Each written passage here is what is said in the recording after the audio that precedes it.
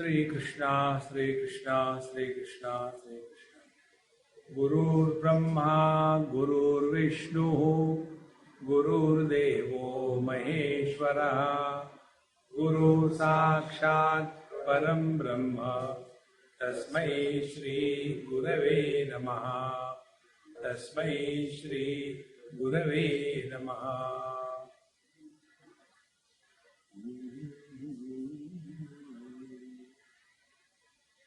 Now what should I talk? There is something called as religion. Second is called as upasana. And third is called as spiritual practice. Three things. When we are living in this world, we have to have proper control over ourselves.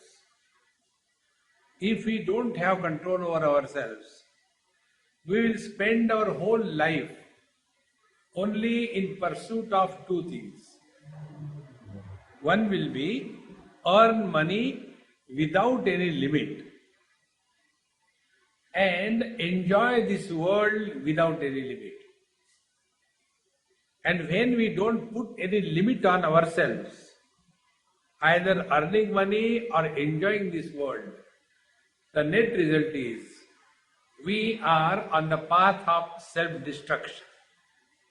Such people, they are externally very rich, everything they have, but internally they are totally frustrated and broken. Therefore, we are in the Ashtalakshmi Mandir. Poverty is not our religion. Work hard, earn lot of money, nothing wrong in that.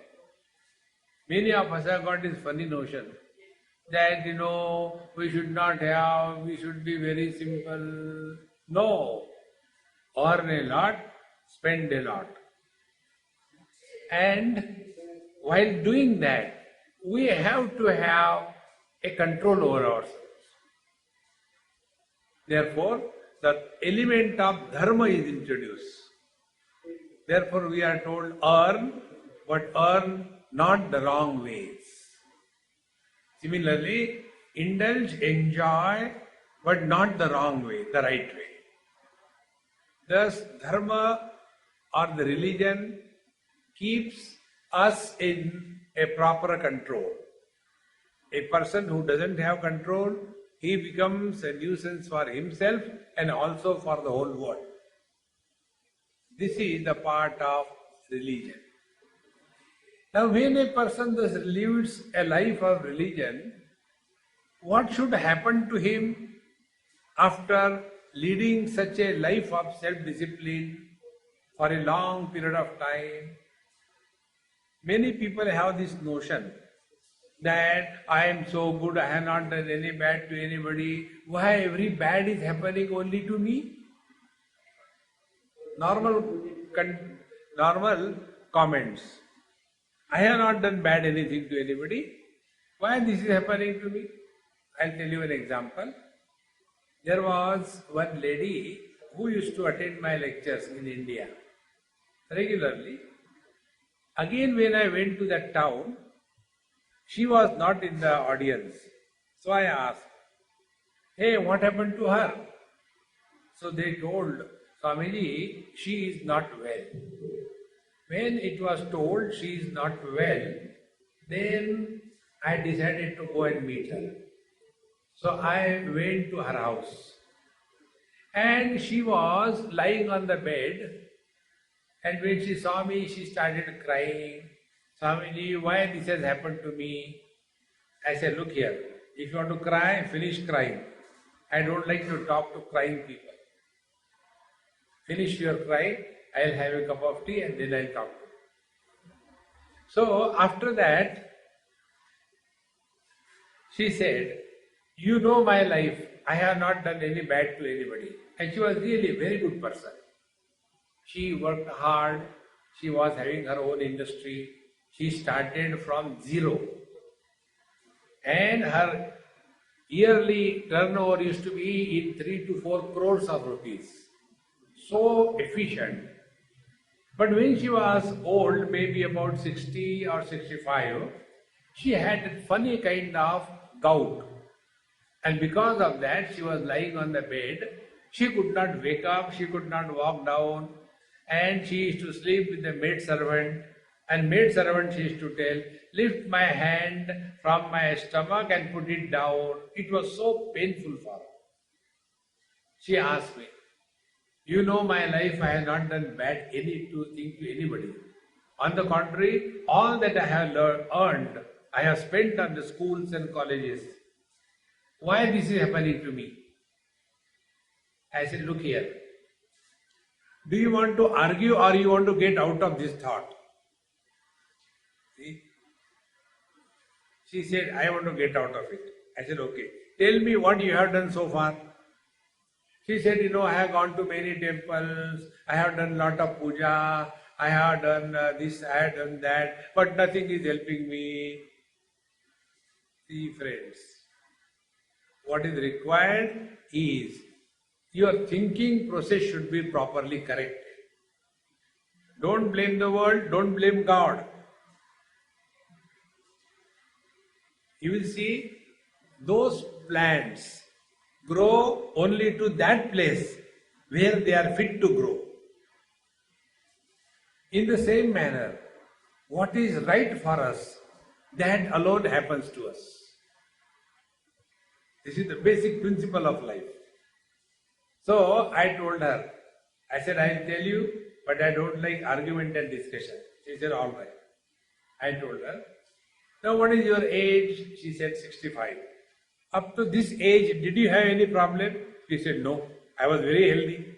So major part of your life, you have lived happily, is it not? Did you thank God for that? See, friends, when the children lose their tooth, the tongue goes where the tooth is not. Where the teeth are, there the tongue doesn't go. In the same manner, what the God has given us, that we don't talk, that we don't think. What He has not given us, about that we talk. See, friends, most ungrateful. So I told her, listen, your major part of your life you lived happily, healthy, yes. Now the second part. When you go to a 5-star hotel, for one coffee, which should cost you $1, there you are ready to pay $20. So, when you go to a 5-star hotel, you spend a lot of money. In the same manner, all the comforts and joys of life is exhaustion of our merits that we have acquired in the last life. Can we say that we have not done anything bad to anybody in the last life? We cannot. So, now the account has to be settled. Now the Lord wants all your wrong deeds in the last life should be exhausted in this life, so that you will have to take no second birth. This is your last birth. Therefore, don't complain. Go through all the difficulties of life cheerfully, happily. The net result will be your balance will be zero. Neither merits nor sins. When the balance of merits and sins becomes zero, that person is never born again. See, friends. So when I told her like this, she became so happy. Because now her attention was not on the pain. Attention was, come on, this is getting rid of. And thereafter, no complaints, leading life happily. Therefore, Dharma Shastra or religious life means, like Tulsidas ji says in Ramcharitmanas, Dharmate birati jogate jnana jnana moksha prada veda vakhana. if we are leading the religious life, we must have dispassion towards the end of our life. If dispassion doesn't kindle in our heart, we have not lived the real religious life. See, therefore, friends, I'll tell you one more example. One day I went to Shirdi Sai Baba temple in Shirdi and did namaskar, and there the Panditji gave me one coconut and a garland from Baba's neck, and he gave me. So I did namaskar and walked away. Now there was some lady with me. She said, Swamiji, how come you immediately walked away? You didn't stay there for long. When we go, the police pushes us. But when you were there, nobody touched you, but you didn't stay long. Why? I said, look here, longer the namaskar, longer is the list of demands. Do this thing, do this thing, do this thing, do this thing. Then she said, you don't ask anything? I said, no, I did ask. And he gave me. She said, what is that you asked? I said, okay, I'll tell you. I asked him, oh Lord, make my mind so pure that there should not be any ill feelings for anybody in my whole life, even in a dream. Now when we come to the Lord, just see what we are asking to the Lord. We clearly tell Lord, oh Lord, other than you, we want everything. See friends, when we come to the mother, discover that mother in your heart. See, in Devi Bhagavad it comes, Ya Devi Sarva Bhuteshu Chetanetya Vidhiyate Namastasya Namastasya Namastasya Namo Namaha Ya Devi Sarva Bhuteshu Kshudha Rupena Samstita Namastasya Namastasya Namastasya Namo Namaha Ya Devi Sarva Bhuteshu Matru Rupena Samstita Namastasya Namastasya Namastasya Namo Namaha. So, the mother goddess is the consciousness that we are. See friends, one example I'll give you, what it means. In a school, there were so many children and the teacher had not come. So the children won't keep quiet. They were, making noise, shouting and making all kinds of things. Then one student said, hey, Miss is coming. The moment it was said Miss is coming, everybody became quiet. No noise. Now apply this principle. Be attentive. Apply this principle. Remember, before we do anything, the mother knows. Before we talk anything, mother hears. Before we think anything, she knows. Because she is in our own heart. Don't push her out somewhere else. When we thus become aware of the presence of mother, Ya Devi Sarva Bhuteshu Chetanetya Vidhiyate, that mother goddess is called as Chetana Sarva Bhuteshu, in all beings. Namastasya, salutation to that Devi. What will be the salutation? How the wave will salute to the ocean. When the wave will go to salute to the ocean, the wave will disappear. Only ocean remains. In the same manner, when we do salutation, namaskar to the mother, we disappear. Only the mother remains. That is upasana. See, friends. So now two things will happen. If we have led a life of religious existence, first thing that will happen will be our mind will become slowly dispassionate. Thereafter, when we do upasana, we will become more and more aware of the divine presence in our heart. The result of these two things will be, we will have self-confidence. Many people claim to be the devotees of the Lord, but they don't have the self-confidence. They are leading a life of fearful existence. And they doubt very much the God's intentions and abilities. See, friends, a devotee is the one who is fearless. Abhayam sattva samshuddhi. Because the mother is taking care of me. See, friends, when these two things are done, then the mind becomes pure and single-pointed.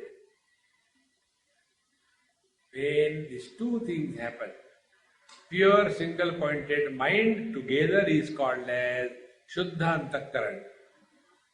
In that pure mind, inquiry kindles about ourselves, about the world, about God. Who am I? What is this world? And who is God? And what is spiritual practice? These four things become clear. It is for this purpose, in our religion, we are told the law of karma and follow the upasana. When we do upasana,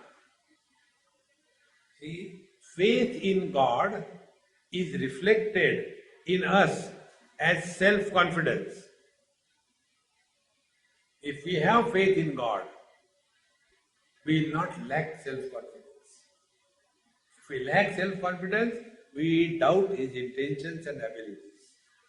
In this manner, when we practice dharma, religious lifestyle, when we practice upasana, the net result should be this. And after that, now no more questions, no more worries about this world. Now the seeker is born. Up to here, a seeker was not born. He was still struggling to take birth as a seeker. Up to this level, up to the level of religion and upasana, we are believers. We are not yet seekers. A seeker is the one who has passed the examination of the believer. Now he is seeking the truth. See, friends, first we believe in God. Now we seek God. When we start seeking God, understand that is our new birth. Like it is said in Manusmriti, Janmana jayate shudraha, samskarat vijauchyate, vedabhyasi bhavet vipraha, brahma janati brahmana. We are all by birth Shudra. Shudra means living only at the body level. So those who are living at the body level, for them dharma. Then samskarat dvija uchyate. Thereafter we are given samskar. Then we are born twice. Then we will be cultured. And thereafter we start studying the scriptures. Vedabhyasi bhavet vipra. And when we start studying the scriptures, then a seeker is born. And then this seeker ultimately reaches his essential divine nature. Then out of an ordinary Ratnakar, Valmiki Maharshi is born. You know the story of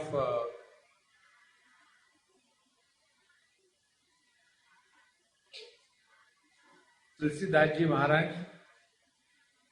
Tulsidas Ji Maharaj was born and immediately his mother died and he was raised in an ashram where there was no woman in his life. No mother, no grandmother, no sister. And he became very wise, intelligent. He used to give satsanga. He studied Valmiki Ramayana for 108 times from his guru's mouth. Such a great one. So he was conducting satsang every now, here and there. So one of the person from the audience saw that he is a good boy for my wife and he got her married. That was the first time Tulsidas Ji came in contact with a woman, that too as a wife. He became so infatuated, beyond that he could think nothing. So one day when she went to her parents' house, it was heavily raining in Varanasi, Kashi. And when he came back from his lecture, she was not at home. So he knew that she has gone to her parents' place. So like a Hindi cinema movie, in that heavy rains and all that, he reached her house. And when he reached there, she said, "Are you not ashamed? You are so mad after me. If you remain equally mad for Ram, he will reveal himself to you." And that has changed. From a grahastha, a believer, he became a seeker. See, friends, therefore every event of our life, we may not understand. It is meant for only our spiritual evolution. There is no other purpose. Bhagavad Gita very clearly tells, Uddhared Atmanatmanam Natmanam Avasadayet Atmaiva Atmano Bandhu Atmaiva Ripuratmana. We are in this world only for one purpose, and that purpose is we have to know our essential nature. And that can be done only if we take care of our mind. So, Dharma Shastra, religion tells us, purify your mind. Don't start living under the influence of your personal likes and dislikes, but only do that what is right for you, what religion teaches us. Then Upasana tells us, our mind monkey is constantly running from place to place, object to object, time to time. To control that monkey mind is the purpose of Upasana. So you all must be having this experience. We take the mala in the hand and start chanting Om Namah Shivaya, Om Namah Shivaya, Om Namah Shivaya, Om Namah Shivaya. Mind is running all over. So Upasana is done to control the mind and make it available to us whenever we want. Therefore, like we go for shopping, we get the vegetables and stuff, then we wash it cleanly. It's all required, but that will not satiate hunger. Thereafter, it is properly cooked and eaten, then only the hunger is satiated. So earlier things are necessary, but that will not satiate hunger. In the same manner, leading a religious life is necessary, but that is not all. Doing upasana is necessary, but that is not all. We must seek the truth. And when we start seeking the truth, then we naturally become introvert. And an introvert person alone is able to know the truth.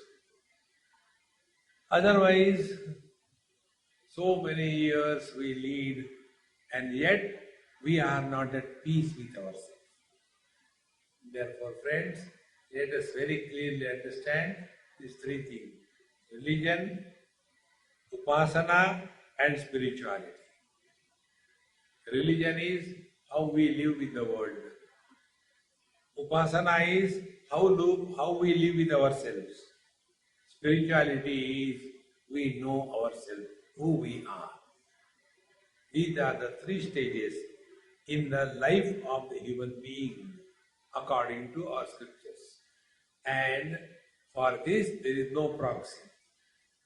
We cannot do anything for others. Let us understand this and be self-oriented than self-centered. When we come to the mother and see how it is, when we stand before mother, we don't keep our eyes open. We stand, we close our eyes. Why we close eyes? Because we know she is inside us. See, friends, when we will see her in us, then we will see her everywhere. See, friends, this is the way. There is no other way. Om Purnamadaha Purnamidam Purnat Purnamudachyate Purnasya Purnamadaya Purnameva Vashishyate. Om Shanti Shanti Shanti. Hari Om. Sri Gurubhyo Namaha. Hari